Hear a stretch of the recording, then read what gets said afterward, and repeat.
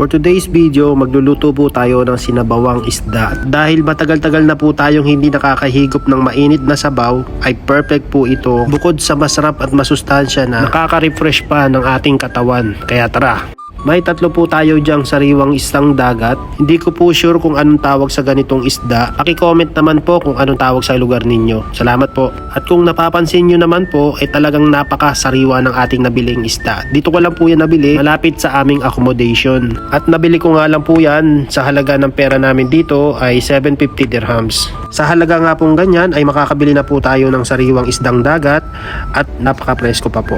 At dito naman po sa ating kaserola na may tubig, naglagay lamang po tayo dito ng sibuyas, luya, kamatis at asin para pagkulo po niyan ay talagang may lasa na po yung ating sabaw. Pagkalipas nga po ng mga ilang minuto, eto nalamog na po yung ating mga ingredients at pwede na po natin ilagay dito yung ating mga isda. Isa-isa po natin ilagay dito sa ating kaserola. At kung nailagay na nga po natin dyan, ay pwede na po natin ilagay din dito yung mga gulay natin tulad nitong mga okra at pechay. Bali yung pechay po, 2 tali yung nabili ko at pinutol ko lamang po sa gitna. At konting halo-haloy lang po at lalagyan na po natin ang ating mga pampalasa tulad po nitong granules at patis. Wiwisikan lang po natin para po mas magkalasa pa po at mas malalo pa pong sumarap. Then takpan po natin at hintayin po natin kumulo.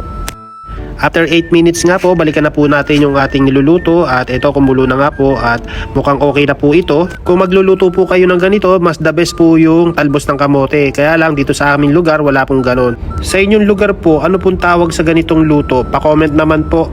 At naglagay na rin po ako ng lemon juice. Bali isang lemon po ito, hiniwa ko lang sa gitna at pinisa. Pwede rin po kayo gumamit dito ng calamansi juice. At maglalagay din po tayo ng pulang sili, pampagana kumain.